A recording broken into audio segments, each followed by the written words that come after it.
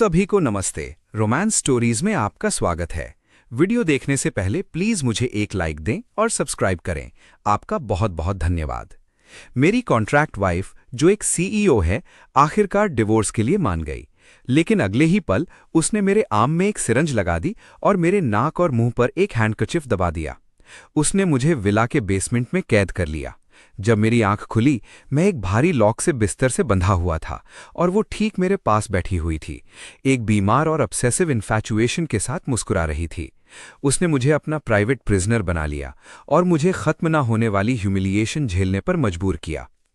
मेरी contract wife हर रोज मेरे लिए खुद अपने हाथों से पावरफुल टॉनिक सूप्स बनाती है। उन टॉनिक्स में उसकी कंट्रोल करने की ऑब्सेसिव भूख भरी हुई है। इस सनलेस कैप्टिविटी में मैं लगभग दिन और रात का होश खो चुका था। लेकिन जब मैंने भागने का मौका ढूंढने की कोशिश की, उसने मुझे फिर से पकड़ लिया। उसने मेरे चेहरे को सहलाया और मुस्कुराते हुए मुझे ये खुशखबरी सुनाई। मैं प्रेग्नेंट हूं। अगर तुमने फिर से भागने की कोशिश की तो मैं तुम्हारी टांगें तोड़ दूंगी। एलिना, मेरी कॉन्ट्रैक्ट वाइफ। कॉन्ट्रैक्ट वाइफ मेरे जूते से। 3 लंबे सालों तक कैलेंडर पर बने लाल घेरे आखिरकार आखिरी दिन तक पहुंच गए। मैंने एक लंबी सांस ली, ये महसूस करते हुए कि मेरे दिल पर रखा भारी पत्थर आखिरकार हट गया है। इन 3 सालों में मैंने शादी के लिए उसके फैमिली प्रेशर को संभालने में उसकी मदद की और उन सो कॉल्ड यंग एलीट्स को मक्खियों की तरह भगाया जो उसके आसपास मंडराते रहते थे।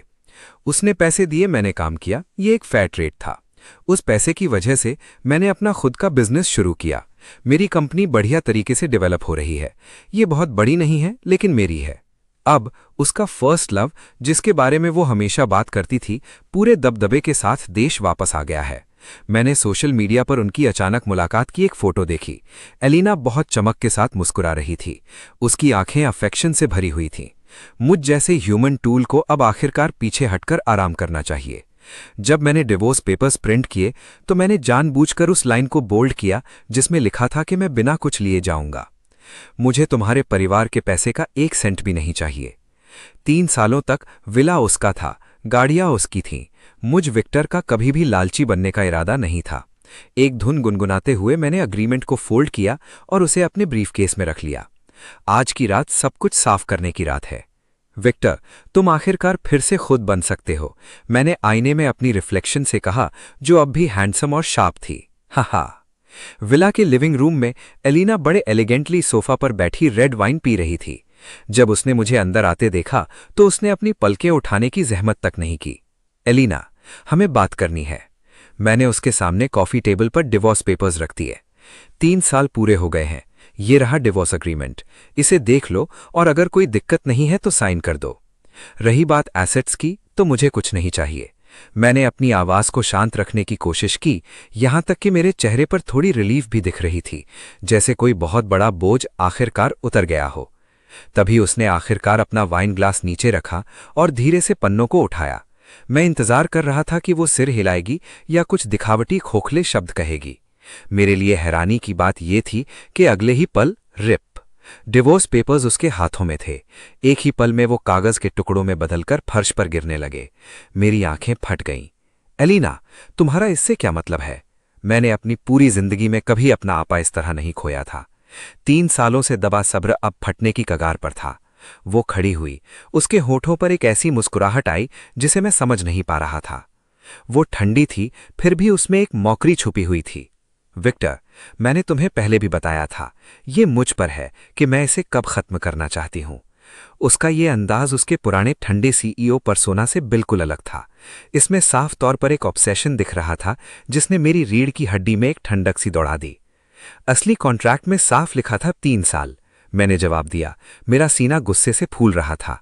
क्या तुम अब अपनी बात से मुकर रही हो? क्या इस औरत का दिमाग खराब हो गया है?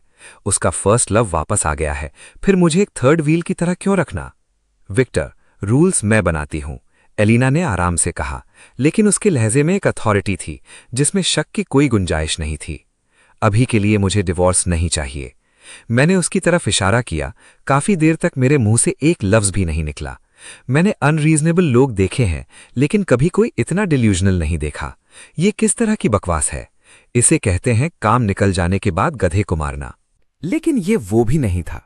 ये मुझे एक खिलौने की तरह ट्रीट कर रहा था। मेरा गुस्सा भड़क उठा, लेकिन मैं जानता था कि इस हालत में मैं उसे कोई समझदारी की बात नहीं समझा सकता। ठीक है, डिवोर्स नहीं चाहिए, है ना? मैंने एक रूखी हंसी हंसी। मैं इस मनहूस जगह पर एक सेकंड भी और नहीं रुक रहा। इसके साथ मैं मुड़ा और अपना थोड़ा बहुत सामान पैक करने के लिए ऊपर की तरफ चला गया। मैंने सोचा कि मेरे चले जाने से वो शांत होने पर मजबूर हो जाएगी और उस पर थोड़ा प्रेशर पड़ेगा।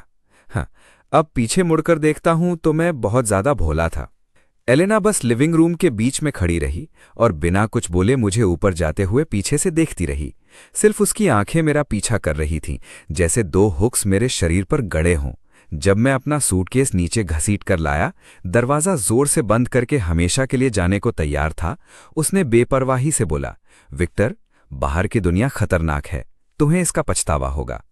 उसकी आवाज तेज नहीं थी, लेकिन एक सुई की तरह मेरी चमड़ी में चुभती हुई महसूस हुई। मैं पीछे नहीं मुड़ा। मैंने वो घर जहां मैं 3 साल रहा था बिना एक बार भी पीछे मुड़े छोड़ दिया।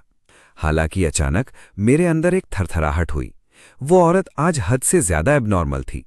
मेरे दिल में एक अशुभ संकेत फैलने लगा। फिर भी उस वक्त मैंने बस ये सोचा कि वो एक और बिगड़े हुए एरिस एपिसोड में है, बिना किसी वजह के मुसीबत खड़ी कर रही है। एलेना पेपर साइन नहीं करेगी। ये ख्याल मेरे गले में फंसे एक पत्थर की तरह था। मैं जितना इसके बारे में सोचता उतना ही गुस्सा मुझे आता। विला से निकलने के बाद मैंने फिलहाल रुकने के लिए एक आम सा होटल ढूंढा, ये सोचने की कोशिश करते हुए कि एलेना के उलझे हुए दिमाग में थोड़ी अकल कैसे डाली जाए। वो शख्स जिसकी मुझे मेरे दरवाजे पर आने की सबसे कम उम्मीद थी, वो मांडला था। उसे कैसे पता चला कि मैं यहां हूं? वो बिल्कुल वैसा ही लग रहा था। एक हाई एंड बिस्पोक सूट पहने हुए था। उसके बाल बिना किसी बिखरे बाल के पीछे की तरफ सेट किए हुए थे, मगर उसका रंग बीमार और पीला लग रहा था। उसने मुझे सर से पांव तक देखा। उसकी नजर ऐसी थी जैसे वो किसी गंदी चीज को घूर रहा हो। मैंने सुना है कि एलेना तुम्हें डिवोर्स देने से मना कर रही है। उसका लहजा एक ऐसे सुपीरियॉरिटी कॉम्प्लेक्स से भरा था जो इतना गहरा था कि वो साफ झलक रहा था। तुम्हें इससे क्या? मैं चिढ़कर बोला। उसके लिए मेरे दिल में बिल्कुल हमदर्दी नहीं थी। ठीक है, वो हंसा। उसके होंठों पर एक अजीब सी मुस्कुराहट थी।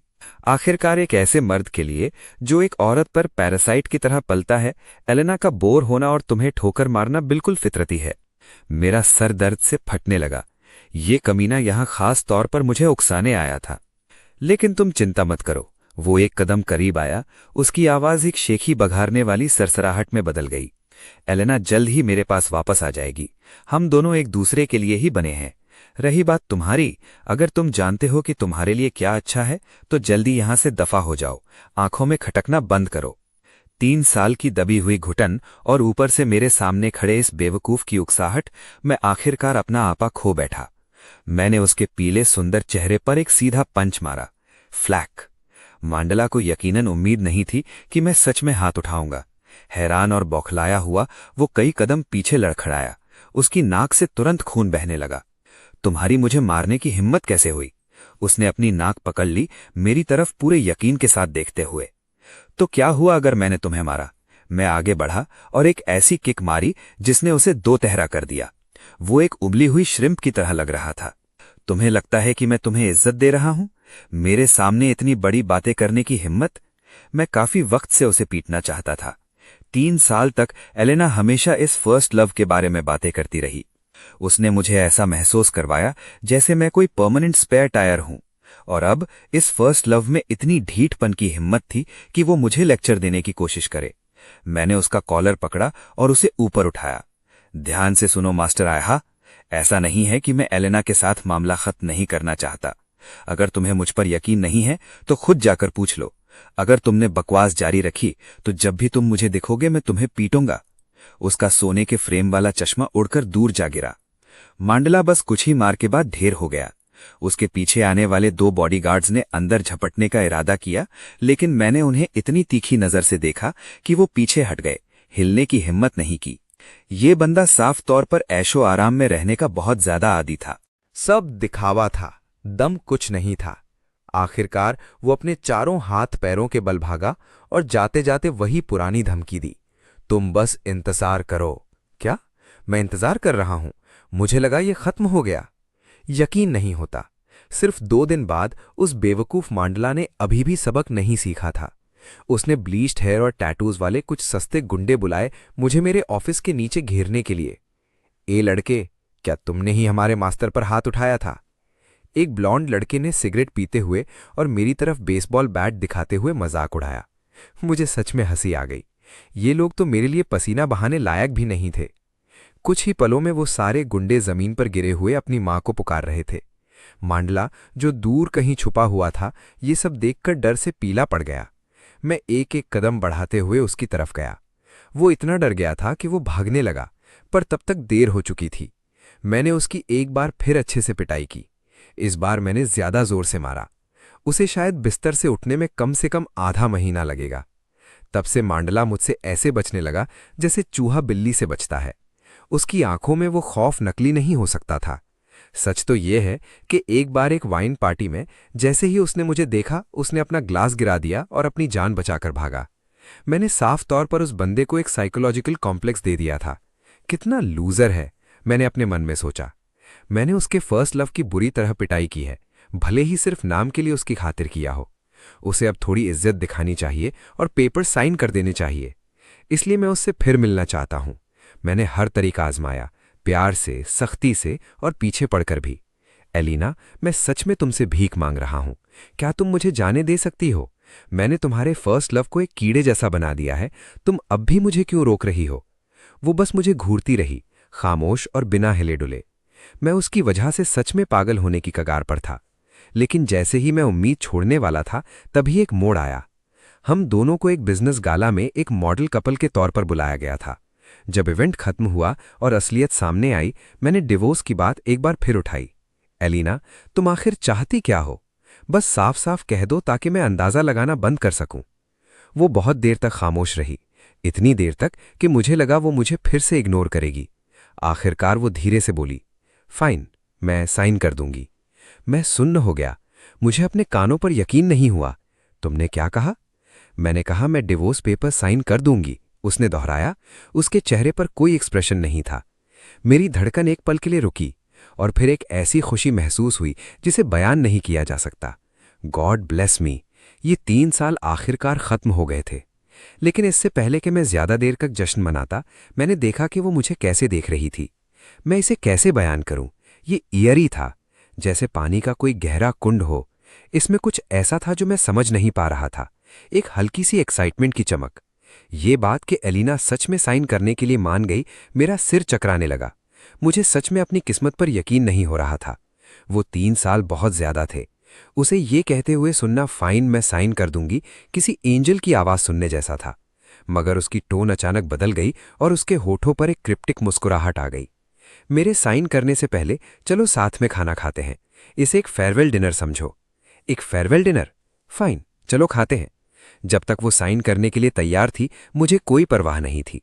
एक वक्त के खाने को छोड़ो, मैं उसे किसी रॉयल बैंक्वेट में ले जाता। मेरे मन में एक छोटा सा ख्याल ये भी आया कि शायद इस औरत का कॉन्शियंस आखिरकार जाग गया है और वो सब कुछ शांति से खत्म करना चाहती है। डिनर विला के डाइनिंग रूम में लगा था। एक लंबी टेबल, एक्सक्विजिट प्लेट्स और कई सारी डिशेस जो मुझे पसंद थी।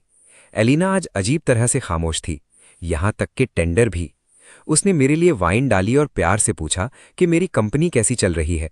उसका टोन उस ठंडक से बिल्कुल अलग था जो फॉर्मल डिस्टेंस उसने हमारे मिलने के दिन से बनाए रखी थी। उसकी अचानक इस नरमी ने मुझे बेचैन कर दिया, लेकिन मैं आज़ादी की खुशी में इतना अंधा हो गया कि मैंने ज्यादा नहीं सोचा। मैंने बस ये सोचा कि या तो ये तूफान से पहले की शांति है या उसका आखिरी एक्ट ऑफ कर्टेसी। जब हमने खाना खत्म कर लिया, उसने अपने बर्तन नीचे रख दिए। चलो मेरे स्टडी रूम में चलते हैं, मुझे एक पेन चाहिए होगा। क्या तुम्हारे पास एग्रीमेंट है या मैं अपना इस्तेमाल करूं? मैं लाया हूं। मैंने जल्दी से डिवोर्स पेपर्स, जो मेरी उम्मीदों का जरिया थे, अपने ब्रीफकेस से निकाले। एलेना के स्टडी में मेरा ये पहला वक्त नहीं था, लेकिन आज माहौल कुछ अलग लग रहा था। दीवारों से एक अजीब सा दबाव महसूस हो रहा था। वो अपने डेस्क के पीछे बैठीं और मेरे दिए हुए अग्रीमेंट को लिया। मेरा दिल तेजी से धड़क रहा था। मैंने बिना पलकें झपकाए उसके हाथ को देखा। उसने नीचे देखा। लैंपलाइट की रोशनी में उसकी लंबी पलकें हल्की परछाई बना रही थीं। आखिरकार उसने पेन चलाया और आसानी से अपना नाम एलेना साइन कर दिया। उसी पल मुझे महसूस हुआ कि वो भारी पत्थर जो 3 साल से मेरे सीने को दबा रहा था, आखिरकार हट गया है। उसने साइन्ड अग्रीमेंट मेरी तरफ सरका दिया। विक्टर, अब तुम आज़ाद हो, उसने कहा। उसकी आवाज़ बिल्कुल धीमी थी। मैंने कागज़ लेने के लिए हाथ बढ़ाया। मेरी उंगलियां पेज को छूने ही वाली थीं। ठीक उसी वक्त वुश! एलेना का दूसरा हाथ बिजली की तरह हरकत में आया। उसने डेस्क के ड्रॉवर से कुछ बाहर निकाला। एक ठंडी चमक चमकी। वो एक सिरिंज थी। मेरी आंखों की पुतलियां तुरंत सिकुड़ गईं और पैरों से लेकर सिर तक एक ठंडा डर दौड़ गया। एलेना! मैंने बचने की और मुकाबला करने की कोशिश की, लेकिन सब कुछ बहुत तेजी से हुआ। उसकी हरकतें बहुत पक्की थीं, किसी लाडली सोशलाइट की तरह नहीं, बल्कि किसी ऐसे शख्स की तरह जिसे बहुत अच्छी ट्रेनिंग दी गई हो। वो ठंडी नीडल 1 सेकंड के लिए भी नहीं रुकी और सीधा मेरे दाहिने हाथ में चुभ गई। मेरे मुंह से दर्द की चीख निकली और मैंने उसे पीछे हटाने की कोशिश की, लेकिन उसके दूसरे हाथ ने मेरे बाजू को एक खौफनाक और गैर कुदरती ताकत से पकड़ लिया। उसने बिना किसी रहम के प्लंजर को पूरा अंदर दबा दिया। मेरे दिमाग में तुरंत एक शदीद चक्कर की लहर दौड़ी। मेरे बाजू से एक सुन कर देने वाला दर्द उठा और फिर अचानक मेरे पूरे जिस्म की ताकत खत्म हो गई। क्या? तुमने मुझे क्या इंजेक्ट किया है? मैंने मुश्किल से कहा। मेरी पलकें हर सेकंड के साथ भारी हो रही थीं। उसने कोई जवाब नहीं दिया।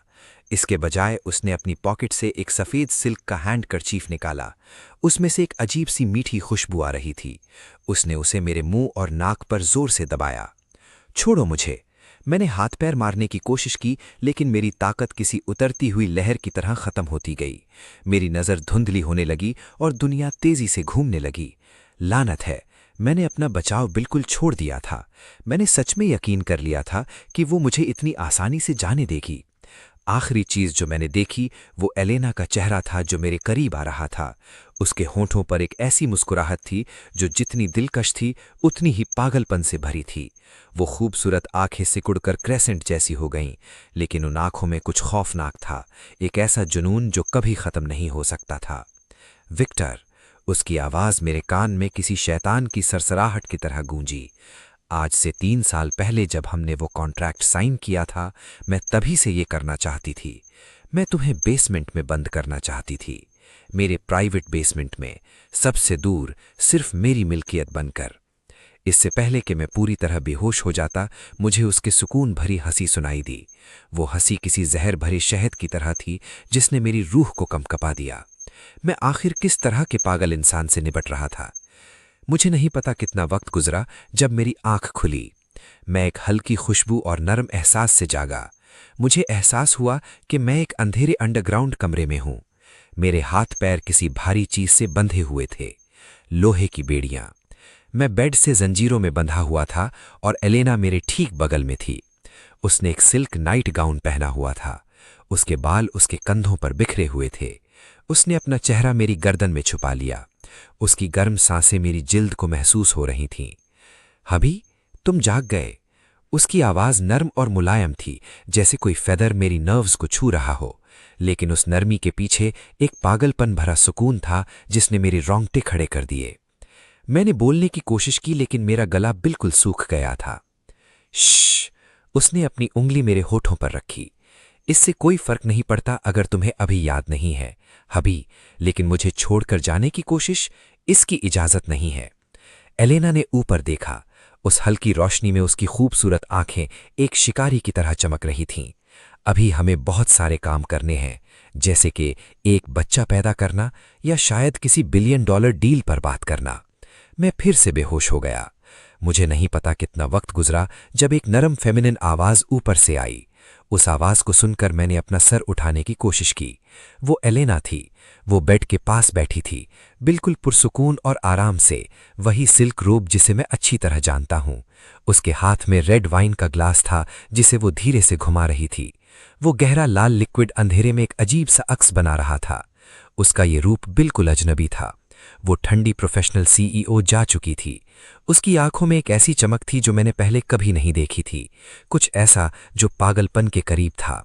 वो मेरे करीब आई। उसकी गर्म सांसें मेरे चेहरे से टकरा रही थीं, जिनमें वाइन और उसके परफ्यूम की महक थी। विक्टर, उसने कहा। उसकी आवाज बहुत नरम और मुलायम थी, जैसे किसी प्रेमी का राज हो। सच तो ये है कि जिस दिन हमने 3 साल पहले वो कॉन्ट्रैक्ट साइन किया था, मैं तभी से ये करना चाहती थी। वो रुकी और उसके होठों पर एक ऐसी मुस्कुराहट आई जिसने मुझे डर से भर दिया। मैं तभी से ये करना चाहती थी। मेरी आंखें फट गईं। तुम पागल हो एलिना, मुझे अभी जाने दो। मैंने चिल्लाने की कोशिश की, लेकिन ड्रग के बाकी असर की वजह से मेरी आवाज भारी और बेचारी सी निकल रही थी। उसने मेरे विरोध पर ध्यान तक नहीं दिया, वो बस बोलती रही। उसकी आंखें क्रेसेंट की तरह मुड़ गईं, जिनमें एक खौफनाक कब्जे की लहर थी। मैं हमेशा से तुम्हें एक बेसमेंट में बंद करना चाहती थी, एक ऐसा बेसमेंट जहां सिर्फ मुझे जाने की परमिशन हो, तुम्हें लॉक करने के लिए, ताकि तुम सिर्फ मेरे रहो। उसकी उंगलियां मेरे गाल पर एक हल्का रास्ता बना रही थीं। उस ठंडी फीलिंग ने मेरी स्किन को सिहरा दिया। ये गई, इस औरत ने पूरी तरह अपना दिमाग खो दिया है। मैंने अंदर ही अंदर गाली दी। हबी, सब ठीक है, तुम्हें इसकी आदत हो जाएगी, उसने प्यार से कहा, जैसे किसी परेशान बच्चे को तसल्ली दे रही हो। लेकिन जहां तक मुझे छोड़ने की बात है, वो तो सवाल ही नहीं पैदा होता। उसकी नजरों में एक खतरनाक चमक थी। वो बस मुस्कुरा दी, एक ऐसी मुस्कुराहट जो पागलपन और सब कुछ अपना बनाने की पक्की जिद से भरी हुई थी। उसने वाइन ग्लास नीचे रखा। उसकी आंखें मेरी आंखों में एक ऐसी भूख के साथ जमी थी जो लग रहा था मुझे पूरा निगल जाएंगी। मैंने घबराहट में कोशिश की। लोहे की जंजीरें फ्रेम से टकराईं और शोर करने लगीं, लेकिन उस बदकिस्मत ड्रग का असर अभी पूरी तरह खत्म नहीं हुआ था। मैं आज़ाद होने के लिए ज़रूरी ताकत का एक हिस्सा भी इकट्ठा नहीं कर सका। मैं सिर्फ उसे घूर सकता था, देखते हुए कि कैसे वो अपनी नज़रों से एक खाली जेल बना रही थी, एक ऐसी लहर जो मुझे पूरी तरह डुबाने की धमकी दे रही थी। मैं, एक बालिग मर्द, एक औरत के जरिए इतने अपमानजनक तरीके से कंट्रोल हो रहा था। पछतावा मेरे अंदर उमड़ने लगा, इतना ज्यादा कि मेरे माथे की नसें फटने लगी। वो मुझे दीवानगी भरी चाहत से घूरती रही, जैसे वो किसी अनोखी प्राइवेट प्रॉपर्टी या अपनी सबसे पसंदीदा चीज की तारीफ कर रही हो। वो एक पूरी तरह से पागल औरत थी, जिसकी दीवानगी अपने आखिरी हद तक पहुंच गई थी। आखिर मैंने उस जैसी किसी औरत के साथ जुड़कर अपने ऊपर ये मुसीबत कैसे बुलाई? आने वाले दिनों में मैं जिंदगी के लिए तरसने पर जी न पाने और मौत मांगने पर मर न पाने का मतलब पूरी तरह समझ गया। एलिना, वो पागल औरत, हर रोज ठीक उसी वक्त मुझसे मिलने नीचे आती थी। इसे मिलना कहना कम होगा, ये उसकी अपनी पूरी ओनरशिप दिखाने का तरीका था। वो बेड के पास बैठती, उसकी उंगलियां बार बार मेरी स्किन पर फिरती, उसका मुंह दीवानगी भरी बातें बुदबुदाता। तुम सिर्फ मेरे हो सकते हो, तुम्हें कोई कभी मुझसे नहीं छीन सकता। मैं एक बिना जान वाली गुड़िया जैसा महसूस करता था, जो उसकी मर्जी पर सजाई जाती, और मुझ में थोड़ा सा भी सेल्फ कंट्रोल बाकी नहीं था। सबसे ज्यादा परेशान करने वाला और अपमानजनक हिस्सा खाना खिलाना था। वो मुझे अपने मुंह से खाना खिलाने की जिद करती, अपनी सांस को खाने की खुशबू के साथ मिलने पर मजबूर करती। इससे मेरे अंदर एक घिनौना और उल्टी वाला रिएक्शन होता था।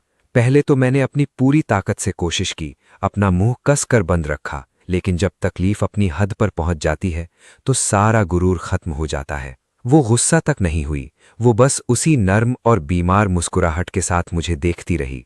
हबी, तुम्हें खाना होगा, अगर तुम नहीं खाओगे तो मेरे साथ रहने की ताकत कैसे मिलेगी? आखिर में मैंने हार मान ली। भूख और उसकी लगातार जबरदस्ती के सामने मेरा बेचारा गुरूर टूट गया। खाने के अलावा वो एक अजीब सा पावरफुल टॉनिक सूप भी था। मैं कसम खाता हूं कि मैंने अपनी जिंदगी में इससे ज्यादा बेकार चीज कभी नहीं देखी थी। ऑयस्टर्स, बुल्स होज, चिकन ब्रेस्ट, लिंगजी मशरूम्स, जिनसेंग, कॉर्नेलियन चेरी, हिशोऊ और कॉर्टिसेप्स, ये हर तरह की ताकतवर हर्ब से भरा हुआ था। इसका नतीजा एक बिल्कुल काला लिक्विड था, जिसकी बू इतनी तेज थी कि मेरी नाक में चुभ रही थी। हबी, ये वो टॉनिक है जो मैंने अपने हाथों से तुम्हारे लिए बनाया है। वो बोल पकड़ा, एक अच्छी पत्नी का दिखावा करते हुए मुस्कुरा रही थी। जब मैं पीछे हटा, उसने बस मेरी ठोड़ी पकड़ी और उसे मेरे गले के नीचे उतरने पर मजबूर कर दिया। वो कड़वा दवा नीचे जाते हुए जल रही थी। ऐसा लगा जैसे मेरे अंदर के अंग विरोध में चिल्ला रहे हों। फिर भी शारीरिक रूप से मेरा शरीर वाकई ज्यादा एनर्जेटिक हो रहा था, लेकिन ये एक खोखली ताकत थी, एक सिंथेटिक एनर्जी जो एक सूखते हुए शरीर में जबरदस्ती डाली गई थी। इससे भी ज्यादा अपमान की बात यह थी कि इन ताकतवर टॉनिक्स और उसकी रोजाना की देखभाल के असर से मेरा शरीर मर्दों वाली फितरती रिएक्शंस दिखाने लगा। मैंने इसके लिए खुद से नफरत की। दिमागी तकलीफ एक तेज तलवार की तरह मेरी आत्मा को काट रही थी। दिन और अंधेरे होते गए जो इस खिनौनी हालत में गुजर रहे थे। इस लगातार बातों और तकलीफ के बीच एलिना कभी कभी एक नॉर्मल औरत की तरह बिहेव करती थी।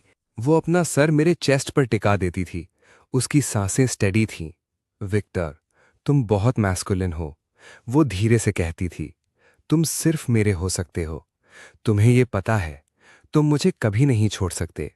उसकी आवाज़ फेदर की तरह हल्की और सॉफ्ट थी, फिर भी उन वर्ड्स में एक ऐसी अनडिनायबल लस्ट फॉर कंट्रोल थी जिसने मेरी स्किन क्रॉल करवा दी। मैंने अपनी पूरी स्ट्रेंथ यूज करके लड़ने की कोशिश की। मुझे उन गॉड फॉरसेकन चेन्स को तोड़ना था। क्लैंग, क्लैटर, इस साइलेंट बेसमेंट में वो साउंड्स ईयर पियर्सिंग थी। रिजल्ट? कुछ नहीं, बस रॉ रेड रिम्ड रिस्ट्स और एंकल्स। जब एलिना ने वो सेल्फ इन्फ्लिक्टेड वूंड्स देखे तो उसकी गेज और भी डार्क हो गई। हबी, तुम नॉटी हो रहे हो। और फिर कंट्रोल और भी ज्यादा एक्सेसिव हो जाता था। वो मेरी रेंज ऑफ मोशन को और रिस्ट्रिक्ट कर देती या सेडेटिव ड्रग्स का ड्यूरेशन बढ़ा देती। धीरे धीरे मैंने फ्यूटाइल स्ट्रगलिंग छोड़ दी। मैं सेटल डाउन होने लगा, सीक्रेटली उसे और इस रेचेड बेसमेंट को ऑब्जर्व करते हुए। मैं एक ओपनिंग ढूंढ रहा था, एस्केप करने का कोई भी छोटा सा चांस। एक बार उसका मूड काफी ब्राइट लग रहा था।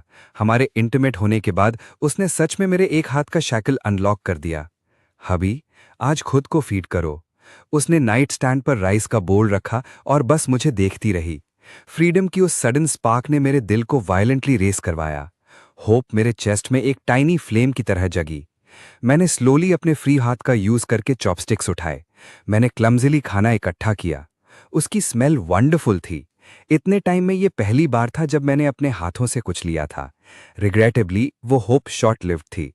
अगले मील तक उसने मुझे फिर से लॉक कर दिया। मुझे तुम्हें फीड करने दो हबी, मुझे ऐसे ही पसंद है।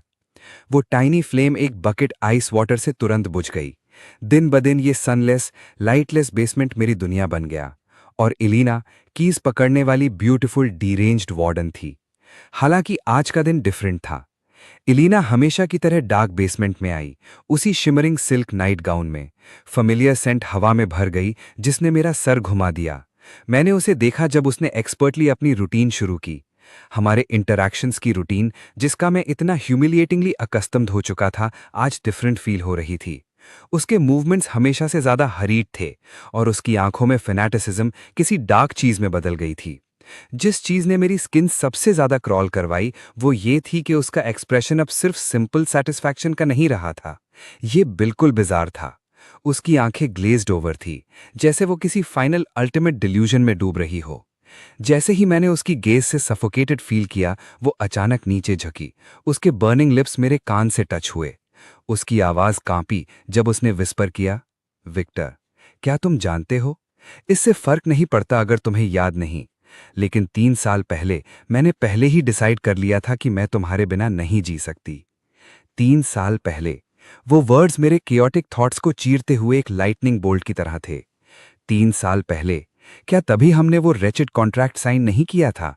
तब उसने मुझे ऐसे देखा था जैसे मैं कोई वैल्यूएबल मर्चेंडाइज हूं।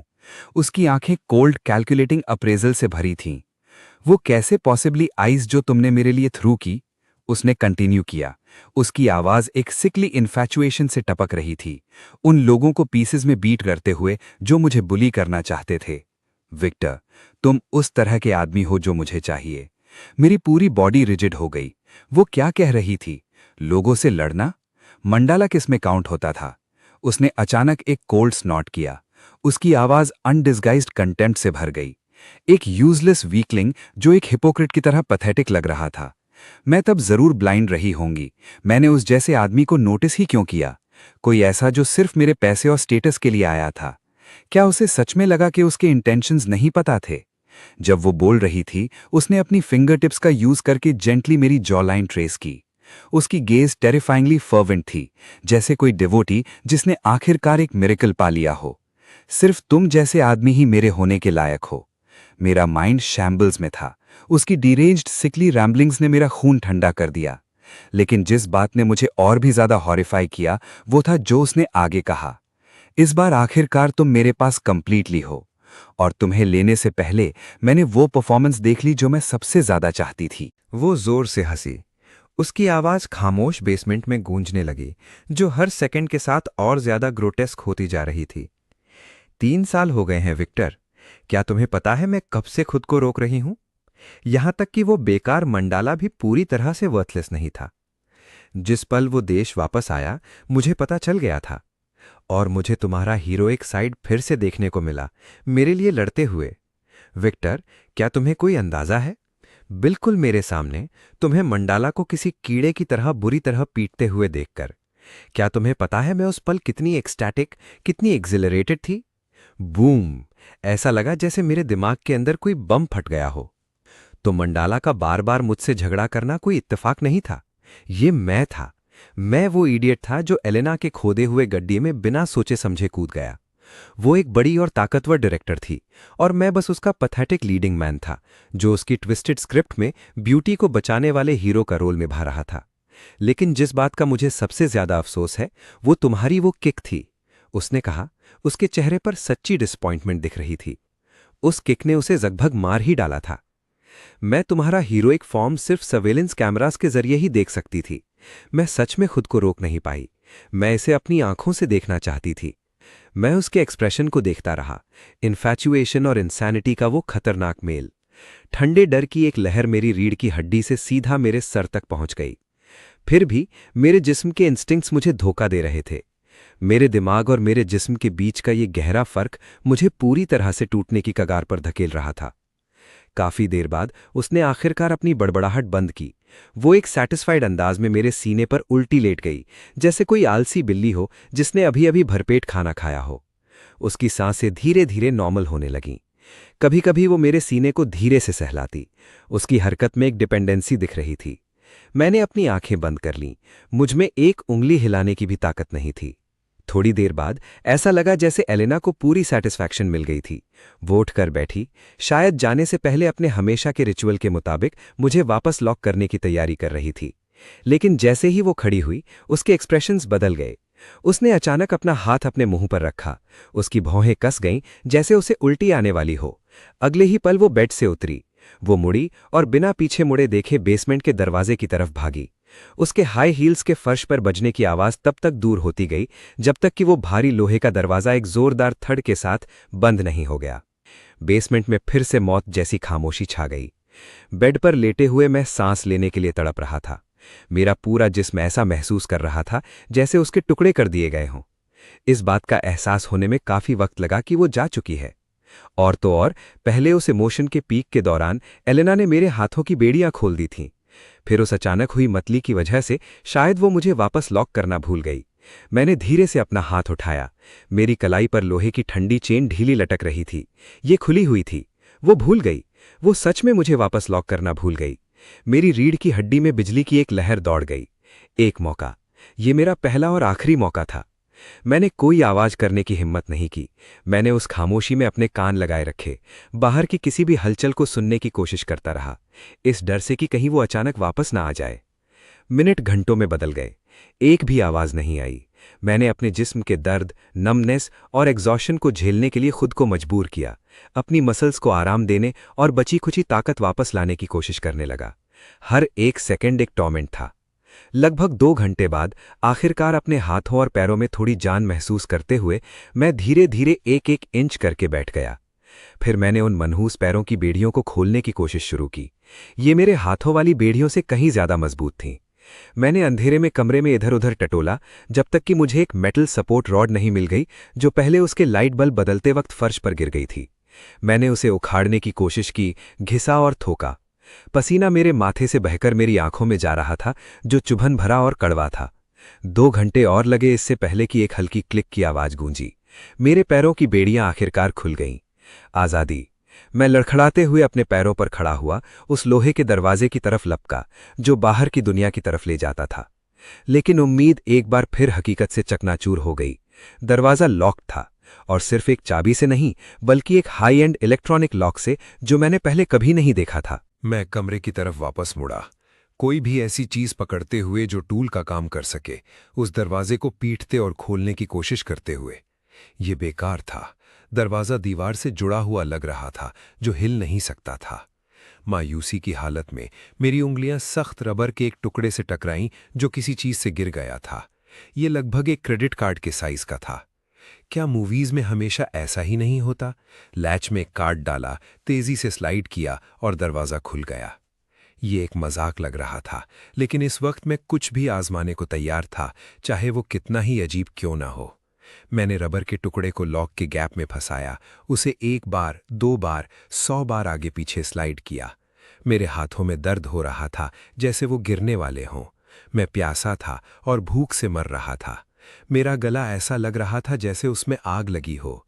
जैसे ही मैं हार मानने वाला था और मौत का इंतजार करने के लिए बेड की तरफ वापस रेंगने वाला था, लॉक मैकेनिज्म से एक हल्की सी क्लिक की आवाज आई, जो मुश्किल से सुनाई दे रही थी। मेरा पूरा शरीर खुशी की एक लहर से झूम उठा। मैं एक जीनियस हूं। मैंने हैंडल पकड़ा और अपनी बची हुई पूरी ताकत से खींचा। दरवाजा खुला, लेकिन सिर्फ थोड़ा सा। अचानक बाहर से एक ताकतवर जोर ने दरवाजे को अंदर की तरफ ढकेल दिया। ये क्या हो रहा था? इससे पहले कि मैं रिएक्ट कर पाता, वही मनहूस सफेद हैंकरचीफ फिर से आ गया। उस जानी पहचानी अजीब सी मीठी खुशबू ने तुरंत मेरे नाक और मुंह को घेर लिया। मुझे चेहरा देखने का मौका भी नहीं मिला, इससे पहले कि मेरी कॉन्शियसनेस एक बार फिर कभी ना खत्म होने वाले अंधेरे में डूब गई। जब मैं गिरा, मैं एक जानी पहचानी बाहों में गिरा। उस हल्की डरावनी खुशबू में लिपटी हुई वो एलेना थी। मेरी कॉन्शियसनेस ऐसा लग रही थी जैसे उसे किसी गाढ़े चिपचिपे दलदल से जबरदस्ती बाहर खींचा जा रहा हो। अंधेरे में उस जानी पहचानी खुशबू ने मेरी सेंसेस पर फिर से हमला किया और मेरे सर में सरसराहट होने लगी। इससे पहले कि मैं अपनी आंखें खोलता, मुझे पता था कि कुछ गलत है। मेरे हाथ पैरों पर एक भारी वजन था, वो पहले से दुगने भारी थे। मैंने अपनी आंखें तुरंत खोलीं। मध्यम रोशनी में सबसे पहली चीज जो मैंने देखी, वो नए रिस्ट्रेंट्स की ठंडी चमकती हुई काली चमक थी। मेरी कलाइयों और टखनों के चारों ओर लोहे की जंजीरें लिपटी हुई थीं, जो पिछली वाली से काफी लंबी थीं। उन पर नए निशान थे, जैसे 2 काले जहरीले सांप मेरे चारों तरफ कसकर लिपटे हों। और वहां एलेना मेरे ऊपर लेटी हुई थी। वो एक आलसी बिल्ली की तरह लग रही थी। उसका सर मेरे सीने पर था। उसकी उंगलियां धीरे से मेरे चेहरे को सहला रही थीं। मुझे जागता हुआ देखकर उसने अपना सर उठाया। उन खूबसूरत आंखों में वही खतरनाक मुस्कुराहट थी जिससे मैं अच्छी तरह वाकिफ हो चुका था। हबी, तुमने शरारत की है, उसने कहा। उसका गला नर्म और मलमल जैसा था, फिर भी ये मेरे कान में चुभती हुई बर्फ की सुई की तरह महसूस हुआ। अभी भी छुपकर भागने की कोशिश कर रहे हो? उसकी उंगलियां मेरे होठों पर फिरीं, अपने पीछे एक ठंडक छोड़ते हुए। क्यों मेरी जैसी ब्यूटी भी तुम्हें यहां रखने के लिए काफी नहीं है? बाहर की दुनिया में ऐसा क्या अच्छा है? तुम्हें याद रखना चाहिए विक्टर, बाहर की दुनिया बहुत खतरनाक है। वो और करीब आई। उसकी गर्म सांसें मेरे चेहरे पर आ रही थीं जब उसने हर शब्द को साफ साफ कहा। सिर्फ मैं ही तुम्हारे लिए सच में अच्छी हूं। मैंने अपने दांत भींचे। मेरा सीना तेजी से ऊपर नीचे हो रहा था, लेकिन मेरे मुंह से एक शब्द भी नहीं निकला। नाकामी की जिल्लत और मायूसी का एक और गहरा एहसास मुझे बढ़ते हुए ज्वार भाटे की तरह डुबो गया।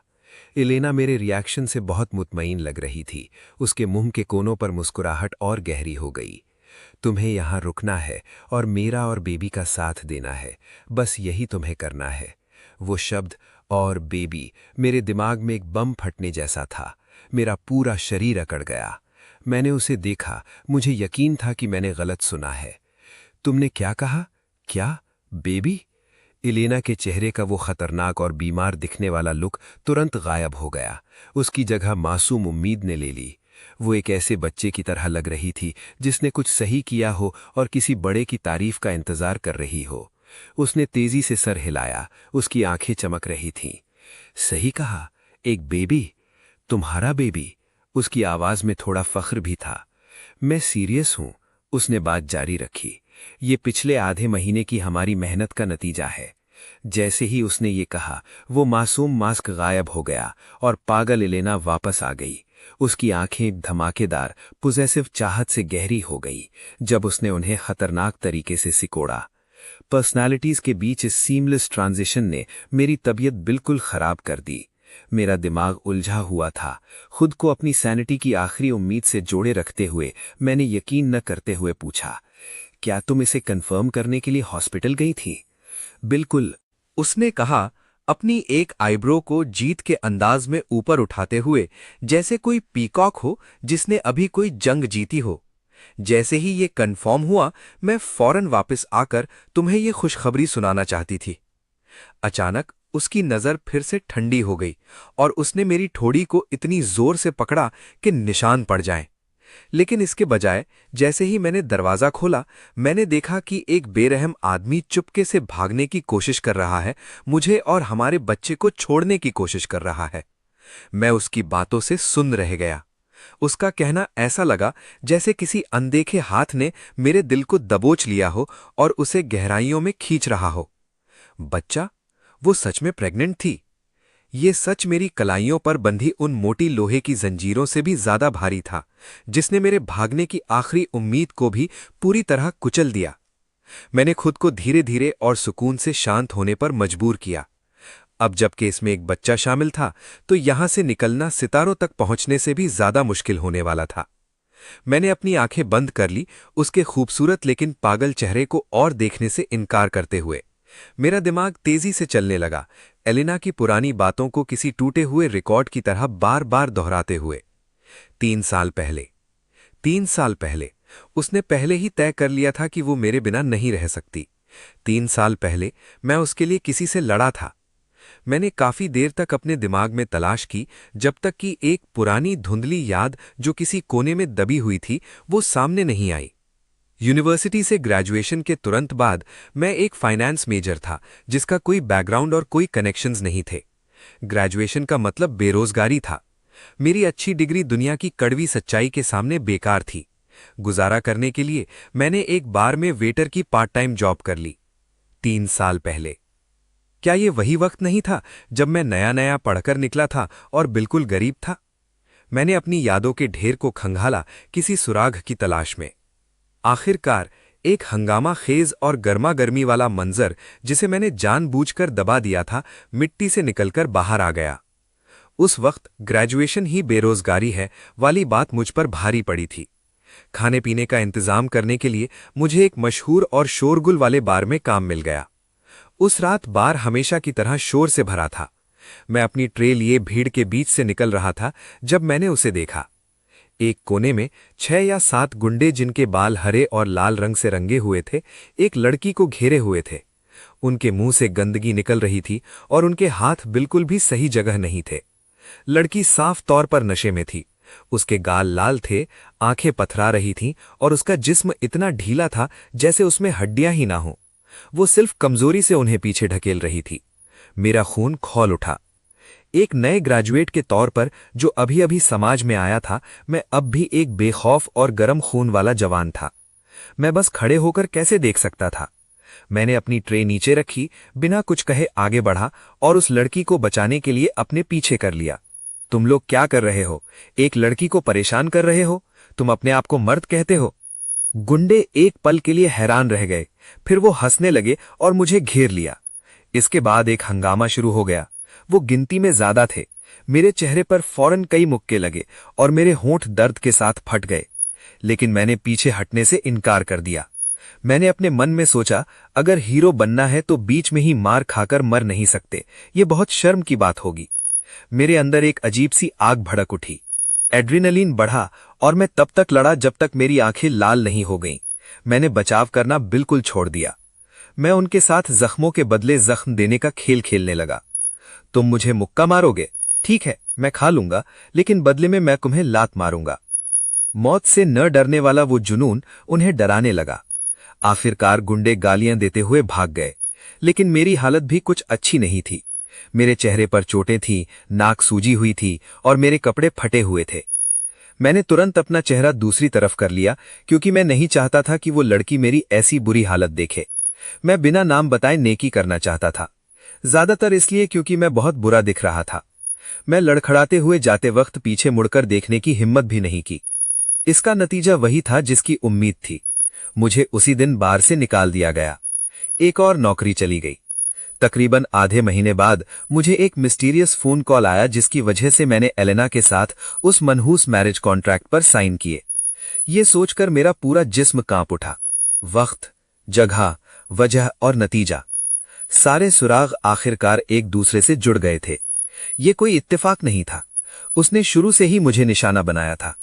मैंने झट से अपनी आंखें खोली और एलेना को देखने लगा, जो मेरे ऊपर लेटी हुई थी। खौफ की वजह से मेरी आवाज सूख गई थी। बार वाली लड़की, वो तुम थी ना? एलेना ने धीरे से अपना सर उठाया। उसकी खूबसूरत आंखों में जीत की चमक थी और उसके होठों पर एक अजीब सी सुकून भरी मुस्कुराहट थी। हबी, लगता है आखिरकार तुम्हें याद आ गया। उसके हाथ की उंगली ने मेरे होठों को सहलाया। उसकी आवाज में एक खौफनाक खुशी थी। लेकिन अब जबकि तुम्हें याद आ गया है तो तुम्हारे बच निकलने की उम्मीद और भी कम है। मेरा दिल बैठ गया। अब मैं कैसे बच सकता था? मैंने पहले ही जोर आजमाइश करने की कोशिश की थी और उसका नतीजा सिर्फ और ज्यादा मोटी लोहे की जंजीरें था। एलेना मुझे नशे की दवा देने और किडनैप करने के काबिल थी। मुझे कोई शक नहीं था कि अगर मैंने उसे फिर से उकसाया तो वो सच में मेरी टांगें तोड़ देगी। इसके अलावा बच्चा भी था।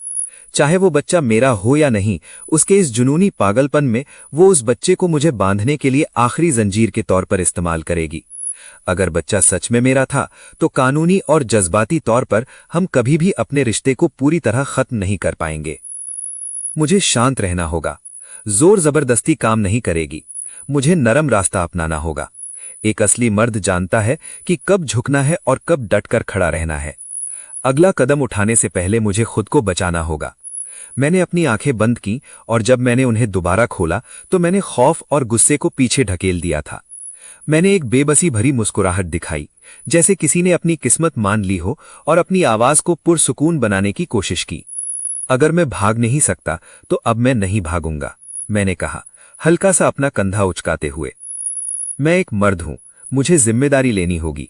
मैं तुम्हारा और बच्चे का साथ देने के लिए यहीं रुकूंगा। अब मेरा भागने का कोई इरादा नहीं है।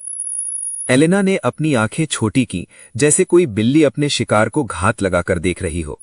उन खूबसूरत आंखों में शक था। जब वो मेरे करीब आई, मेरे चेहरे के हर हिस्से में झूठ तलाश करने की कोशिश कर रही थी। मुझे अभी तक पूरी तरह यकीन नहीं है, उसने धीरे से कहा। उसकी ठंडी उंगलियां मेरे गले पर फिसलने लगी, जिससे मेरे जिस्म में एक थरथराहट होने लगी। हालांकि तुम्हारे लिए यही बेहतर होगा कि तुम सच बोल रहे हो। उसकी आवाज अचानक बर्फ की तरह ठंडी हो गई, जिसमें एक साफ खतरा छुपा था। वरना अगली बार मैं सच में तुम्हारे दोनों पैर तोड़ दूंगी, ताकि तुम हमेशा हमेशा के लिए यहीं रहो। मेरा दिल जोर से धड़का, लेकिन मैंने अपना चेहरा बिल्कुल झुका हुआ और मासूम बनाए रखा। खतरा देने के बाद वो ऐसा लगा जैसे मेरी समझदारी से संतुष्ट थी। उसके शरीर का तनाव तुरंत गायब हो गया। वो एक मासूम बिल्ली के बच्चे की तरह मेरी छाती पर गिर गई, अपना चेहरा मेरी गर्दन में छुपा लिया और धीरे से कहा, तुम्हें पता है, मैं तुमसे सबसे ज्यादा प्यार करती हूं। मैं तुम्हें चोट नहीं पहुंचाना चाहती, लेकिन मेरे पास कोई रास्ता नहीं है। किसने कहा था तुम्हें इतना जिद्दी बनने के लिए? किसने कहा था तुम्हें भागने और हमें छोड़ने की कोशिश करने के लिए? उसकी आवाज और भी हल्की होती गई, नींद की वजह से भारी थी। जैसे जैसे वो बोलती गई, उसकी सांसें गहरी और एक जैसी होने लगी। वो वहीं मेरी बाहों में सो गई। मैंने अपना शरीर बिल्कुल शांत रखा, 1 इंच भी हिलने की हिम्मत नहीं की, उसकी गर्म सांसें महसूस करते हुए और उसकी पुरानी खुशबू सूंघते हुए।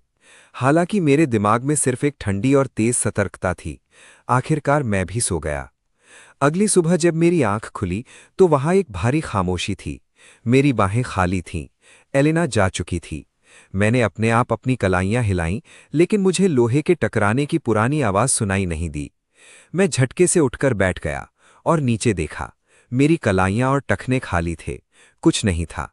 वो भारी जंजीरें हटा दी गई थीं। मेरा दिल जोर से धड़का। खुशी और घबराहट का एक अजीब सा मेला था। ये एक टेस्ट था। बेचैन दिल के साथ मैंने हिचकिचाते हुए बेड से नीचे कदम रखा। पहली बार अपने खुद के दोनों पैरों पर खड़ा हुआ, उस जेल में जिसने मुझे आधे महीने से ज्यादा बंद रखा था। कदम दर कदम में लोहे के भारी दरवाजे की तरफ बढ़ा। मेरा दिल इतनी जोर से धड़क रहा था कि लगा जैसे सीने से बाहर निकल आएगा। मैंने हाथ बढ़ाया और हल्का सा धक्का दिया। दरवाज़ा खुल गया। उसके पार एक सीढ़ी थी जो ऊपर की तरफ जा रही थी। मैं सीढ़ियों पर चलता गया और सबसे ऊपर एक और दरवाज़ा खोला। जो मंजर मेरी आंखों के सामने आया वो बहुत ही जाना पहचाना था। वो एलेना का स्टडी था। वो बड़ी सी महोगनी बुक शेल्फ, वो महंगा लेदर सोफा और हवा में प्रिंटर इंक की हल्की सी खुशबू। मैं वहां सुन्न होकर खड़ा रह गया। ये सीक्रेट रूम, ये नरक जिसने मुझे कैद किया था, उसके ऑफिस की बुक शेल्फ के ठीक पीछे छुपा हुआ था। मैं इस घर में 3 साल से रह रहा था और इस स्टडी में अनगिनत बार आया था। फिर भी मुझे कभी नहीं पता था कि ऐसी कोई जगह भी है। उसने ये सब तैयार करना कब शुरू किया? इस सोच ने ही मेरी रूह कंपा दी।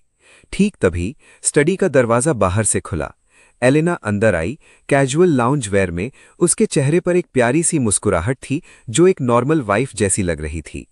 वो बड़े आराम से चलकर आई और मेरा हाथ पकड़ लिया। उसके शरीर की गर्मी मुझ तक पहुंची, लेकिन मुझे बिल्कुल गर्मी महसूस नहीं हुई।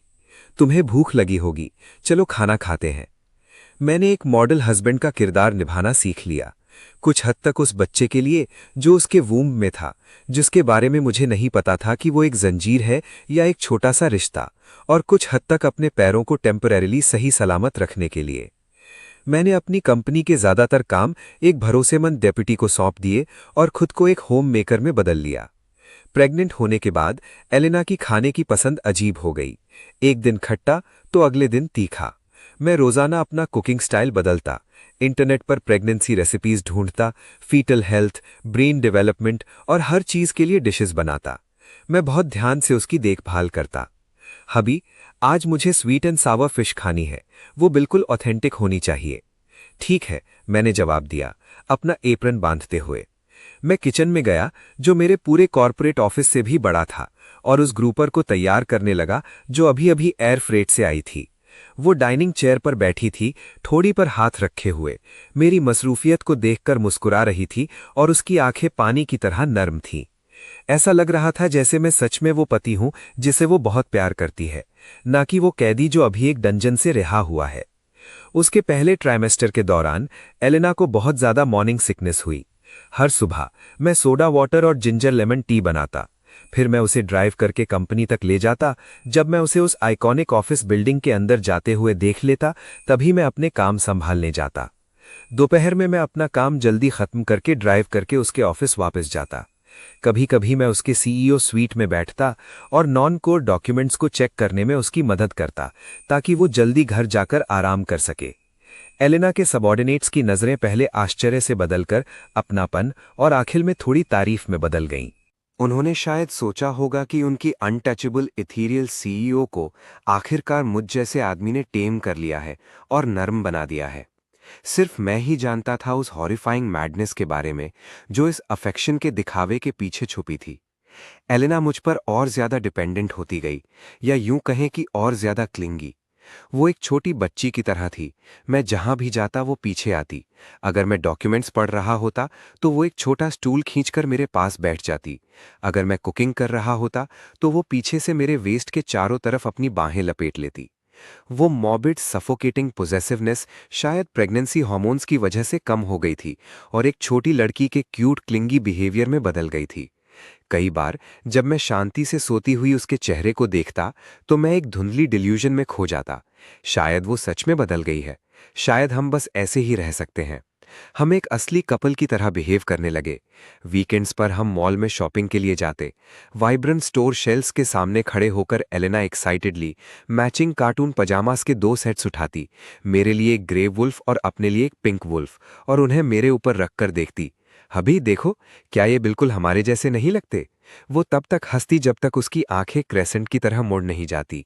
मैंने आईने में खुद को देखा, ग्रे वुल्फ पजामा टॉप पहने हुए और मजबूरी के साथ अपने होंठ सिकोड़े।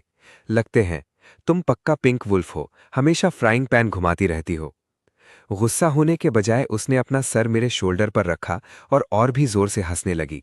हम किसी नॉर्मल कपल की तरह एक दूसरे का हाथ पकड़ते, सिनेमा में बोरिंग रोमांस मूवीज देखते और फूड स्ट्रीट पर ग्रिल्ड स्क्विड शेयर करते।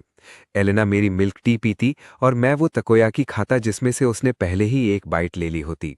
वो स्वीटनेस इतनी ऑथेंटिक थी कि डर लगता था।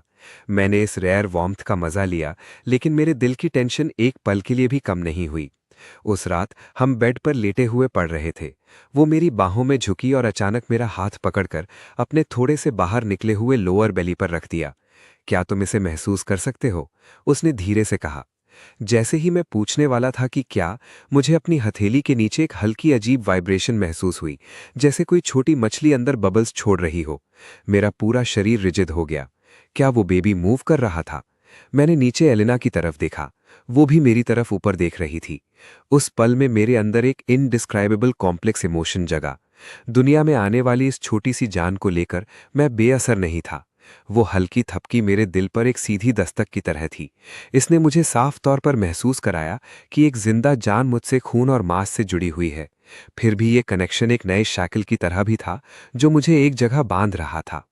दिन इसी पीसफुल लेकिन ईयरी एटमॉस्फियर में गुजरते गए, जब तक एक दिन मेरी कंपनी से एक पार्टनर मिलने आया। उनकी तरफ से जो पर्सन इन चार्ज थी, वो एक बहुत केपेबल प्रोफेशनल वुमन थी। मीटिंग रूम में अपना काम खत्म करने के बाद हमने हॉल में थोड़ी देर बात की। वो मुस्कुराई और मुझे अपना बिजनेस कार्ड दिया, ये कहते हुए कि वो उम्मीद करती हैं कि हम फ्यूचर में और ज़्यादा आइडियाज़ एक्सचेंज कर सकें। जैसे ही मैंने पोलाइटली उसे लिया, मैं पीछे मुड़ा और एलेना को देखा। मुझे नहीं पता था कि वो कब से वहां खड़ी थी। वो बस वहां खामोशी से खड़ी थी। वही पुरानी मुस्कुराहट उसके चेहरे पर थी, लेकिन उसकी आंखें मेरे हाथ में मौजूद बिजनेस कार्ड पर टिकी थी। उसके गेज में वार्मथ का एक निशान भी नहीं था। हवा तुरंत फ्रीज होती हुई महसूस हुई। फीमेल एग्जीक्यूटिव ने भी एटमॉस्फेयर को खराब होते महसूस किया और एक मजबूर ऑकवर्ड मुस्कुराहट दी। उसने जाने के लिए जल्दी से एक बहाना बनाया। तभी एलेना ने धीरे धीरे मेरी तरफ चलना शुरू किया। वो गुस्सा नहीं हुई और ना ही मुझसे कोई सवाल किया। उसने बस अपनी स्लेंडर फिंगर्स आगे बढ़ाईं और मेरे हाथ से कार्ड धीरे से निकाल लिया। फिर बिल्कुल मेरे सामने एक बेहतरीन एलिगेंट पॉइज के साथ उसने कार्ड को थोड़ा थोड़ा करके छोटे टुकड़ों में फाड़ दिया। उसने अपना सर उठाया, मेरे कान के पास झुकते हुए, एक ऐसी आवाज का इस्तेमाल करते हुए जो सिर्फ हम दोनों सुन सकते थे, किसी प्रेमी की सरसराहट की तरह। वो बोली, हबी, क्या तुम पिछले कुछ वक्त से ज्यादा ही अच्छे नहीं बन रहे? तुमने मुझे तकरीबन भुला ही दिया था कि डार्क रूम असल में अभी भी काफी बड़ा है। उस बिजनेस कार्ड वाले वाकये के बाद से इलेना की वो बात कि डार्क रूम काफी बड़ा है मेरे कानों में एक शैतानी गूंज की तरह गूंजती रही। मैं फर्माबरदार बन गया, पहले से भी ज्यादा फर्माबरदार। वो मेरी इस इताअत से काफी मुतमईन लग रही थी और उसने फिर कभी डार्क रूम का जिक्र नहीं किया। दिन इसी अजीबोगरीब रुकावट में गुजरते गए, इतनी तेजी से कि इलेना का पेट एक गेंद की तरह गोल हो गया। जल्द ही डिलीवरी का वक्त आ गया और हम हॉस्पिटल में थे। डिलीवरी रूम के बाहर मैं हॉलवे में एक बिना सर वाली मक्खी की तरह इधर उधर घूम रहा था, जबकि रेड सर्जिकल लाइट जल रही थी। दुनिया के राजों में झांकती एक आंख की तरह उसने मेरे दिल में खौफ पैदा कर दिया। मेरा दिमाग मिले जुले जज्बात का एक बवंडर था। वहां पैदा होने वाली उस नन्ही सी जान का इंतजार था। उस कमरे के अंदर मौजूद पागल औरत की फिक्र थी और उससे भी ज्यादा मेरे अपने मुस्तकबिल के बारे में एक गहरी बेयकीनी थी। क्रीक। डिलीवरी रूम का दरवाजा खुला और एक नर्स बाहर आई। मैं एक तीर की तरह उसकी तरफ लपका। मेरा गला बिल्कुल सूख चुका था। नर्स, मेरी वाइफ कैसी है? नर्स ने अपना मास्क हटाया, जिससे उनका थका हुआ मगर खुश चेहरा नजर आया। मुबारक हो, माँ और बच्चा दोनों सलामत हैं। वो 4 शब्द, माँ और बच्चा सलामत हैं, एक गर्म लहर की तरह थे, जिसने पल भर में मेरी सारी चिंता और बेचैनी खत्म कर दी। मैंने सुकून की एक लंबी सांस ली। मेरे पैर थोड़े कमजोर महसूस हो रहे थे। जब मैंने नर्स से अपनी नन्ही सी झुर्रियों वाली बेटी को लिया, तो मेरे दिल को एक अचानक और ताकतवर झटका महसूस हुआ। वो इतनी छोटी थी, उसकी आंखें सख्ती से बंद थीं, उसका नन्हा सा मुंह खुद ब खुद हिल रहा था। मैंने उसका निकनेम मून मून रखा। उसे देखते हुए मेरे दिल के सारे हिसाब किताब, बचाव और डर उस पल में जैसे पिघल गए।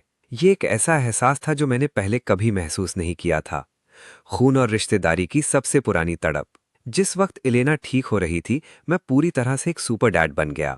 डायपर्स बदलना, फॉर्मूला दूध बनाना, उसे डकार दिलाना, उसे सुलाने के लिए बहलाना, मैं शुरुआती अनाड़ीपन से निकलकर पूरी तरह माहिर बन गया। मैं इतना मशरूफ था कि मुझे आराम करने का मुश्किल से ही मौका मिलता था, जबकि इलेना अपना ज्यादातर वक्त हेडबोर्ड से टेक लगाए गुजारती और खामोशी से मुझे अपनी बेटी के लिए काम करते हुए देखती। उसकी आंखों में मौजूद पागलपन और कब्जा करने की चाह काफी हद तक कम हो गई थी। उसकी जगह एक ऐसी नरमी और इत्मीनान था जो मैंने पहले कभी नहीं देखा था। उस नज़र ने मुझे कई बार भ्रम में डाल दिया।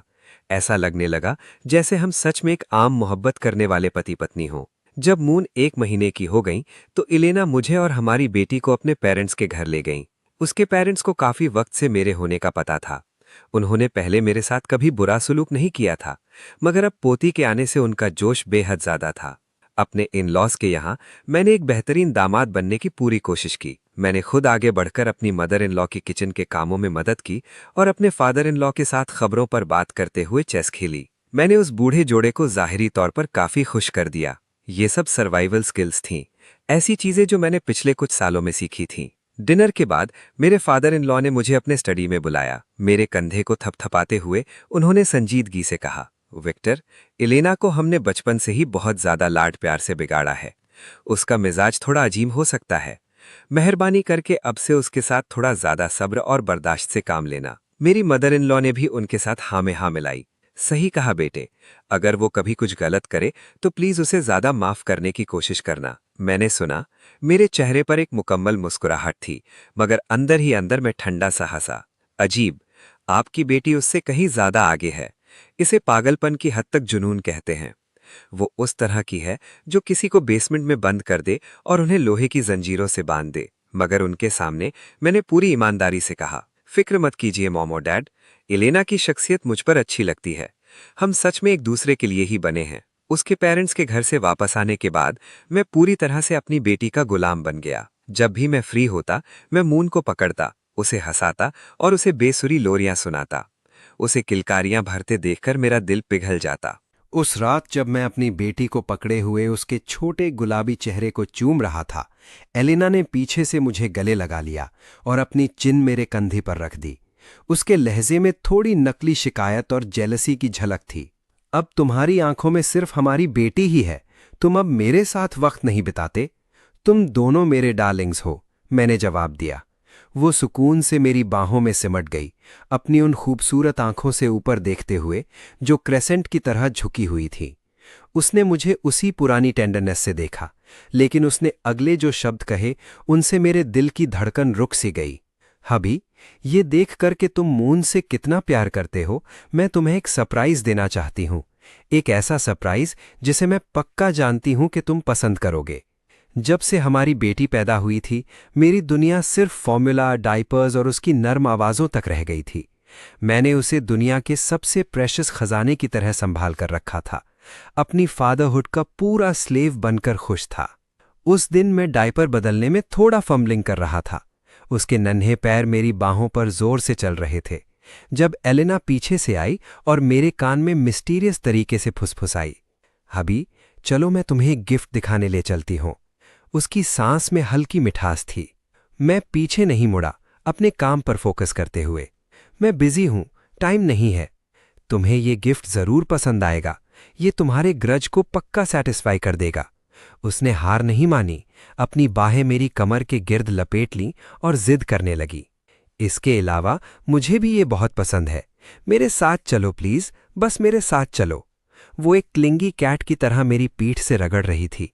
मैं जानता था कि एक बार उसने फैसला कर लिया तो मेरे पास मना करने की कोई जगह नहीं थी। उसकी मीठी परसिस्टेंस के आगे आखिरकार मैंने कॉम्प्रोमाइज कर लिया। पैसेंजर सीट पर हमारी बेटी को पकड़े हुए और सीट बेल्ट बांधे हुए मून मेरी बाहों में सुकून से सो रही थी जब एलेना ने कार स्टार्ट की। वो इतने अच्छे मूड में थी कि वो एक गाना गुनगुना रही थी जब शहर की गलियां विंडो के पीछे से गुजरती जा रही थी। मैंने अपनी सोती हुई बेटी के पुरसुकून चेहरे की तरफ नीचे देखा, लेकिन मेरे सीने में एक अनजाना सा डर उठने लगा। जिस बॉक्सिंग जिम में वो मुझे ले गई थी, वहां पसीने और हार्मोन्स की बू आ रही थी। जैसे ही हम अंदर गए, लेदर और डिसइंफेक्टेंट की मिलीजुली स्मेल मेरे चेहरे से टकराई। थोड़ी ही दूर सैंड बैग्स पर घूंसों के लगने की थुड़-थुड़ और ट्रेनर्स की भारी आवाजें आ रही थीं। एलिना मुझे पूरी महारत के साथ अंदर ले गई, एक प्राइवेट बॉक्सिंग रिंग के सामने रुकते हुए। रिंग में एक जाना पहचाना शख्स खड़ा था, मंडाला। उसने बॉक्सिंग ट्रंक्स और टैंक टॉप पहना हुआ था। उसके हाथों में लाल ग्लव्स बंधे थे, लेकिन वो एक खतरनाक फाइटर जैसा नहीं लग रहा था, वो एक डरे हुए खरगोश की तरह लग रहा था। जैसे ही उसने मुझे देखा, उसकी टांगें साफ तौर पर कांपने लगीं। ये डर उसकी रगों में बसा हुआ था, जिसे छुपाना नामुमकिन था। क्या ये आदमी जाना पहचाना लगता है? एलेना ने मेरी बाहों से सोती हुई मून को ले लिया।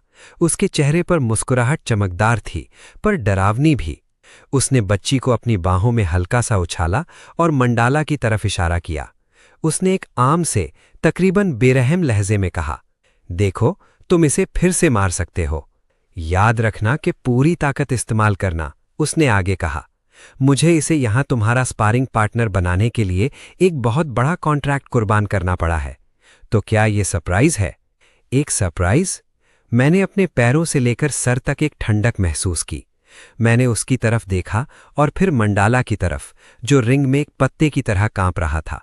मैंने एक दबा हुआ गुस्सा महसूस किया। जाहिर है, मेरी हाल ही की फर्माबरदारी ने उसे बोर करना शुरू कर दिया था। ये उसके खेल का एक और हिस्सा था। वो मुझे फिर से वायलेंट होते हुए देखना चाहती थी। एलेना के बार बार कहने पर मैंने हार मानकर अपना कोट उतारा और स्टाफ मेंबर ने मुझे काले बॉक्सिंग ग्लव्स दिए। मैंने उन्हें धीरे से पहना और रिंग में कदम रखा। मेरे सामने मंडाला का चेहरा मौत जैसा पीला पड़ गया जैसे ही उसने मुझे करीब आते देखा। उसकी आंखों में सिर्फ इल्तिजा और खौफ था, जैसे वो किसी प्रेडेटर का सामना कर रहा हो जो उसके टुकड़े टुकड़े करने वाला हो। मैंने सही स्टांस लेने की तकलीफ भी नहीं की। मैंने बस कुछ आम से पंचिल चलाए। मेरी मुट्ठी हवा में गूंजी। हालांकि मैंने मुश्किल से ही कोई ताकत लगाई थी, लेकिन मंडाला की तो जैसे जान ही निकल गई थी। उसने ब्लॉक करने की एक नामी कोशिश की, लेकिन मेरा पंच सीधा उसके गाल पर लगा। उसका जिस्म अकड़ गया और वो पीछे गिर गया, फौरन बेहोश होकर। किनारे पर खड़े ट्रेनर्स हैरान रह गए। मैं रिंग में खड़ा रहा और नीचे हमारी बेटी को पकड़े हुए एलेना को देखा। वो बड़े इंटरेस्ट के साथ देख रही थी, जिससे पूरा सीन अजीब और दर्दनाक लग रहा था। उसने मून मून को प्यार से झुलाया, रिंग की इस जंग को एक सीखने वाला मल समझते हुए बच्ची से बहुत ही नर्म आवाज ने कहा, मून मून, याद रखना कि तुम्हें अपने पिता की तरह बनना है, ताकतवर और रिजिलियंट। उसकी आवाज एक पल के लिए रुकी, जब उसकी नजर फिर से मेरी तरफ गई। उसके लिप्स उस पुरानी सिकली स्माइल में मुड़ गए। लेकिन तुम्हें डैडी से उतना क्लिंगी नहीं होना चाहिए जितनी मम्मी है। अगर तुमने ऐसा करने की हिम्मत की तो मम्मी जेलस हो जाएंगी। वो नीचे झुकी, उसके लिप्स बेबी के कान को ऑलमोस्ट टच कर रहे थे और वो एक ड्रीमी टोन में बोली, जिसने मेरे खून को बर्फ बना दिया। अगर ऐसा हुआ तो डैडी को वापस डार्क रूम में जाना पड़ेगा। डार्क रूम कोई भूला हुआ बुरा ख्वाब नहीं था। ये एक ब्रांडिंग आयन की तरह हमेशा मेरे सर पर लटक रहा था। मैंने बॉक्सिंग ग्लव्स उतारे, उन्हें जमीन पर फेंका और रिंग से बाहर निकला, एक परफेक्ट हस्बैंड की स्माइल दिखाने की कोशिश करते हुए। मैंने दूर खड़ी उस खूबसूरत जोड़ी को आवाज दी, वाइफ, चलो घर चलते हैं। मेरी आवाज तेज नहीं थी, लेकिन वो नॉइजी जिम में साफ गूंजी। चलो घर चलकर खाना बनाते हैं। मैं वो ब्रेस्ड ग्रूपर बनाऊंगा जो तुम्हें पसंद है, और बेबी की बॉटल तैयार करने का वक्त हो गया है। कहानी यहाँ खत्म होती है। सुनने के लिए शुक्रिया।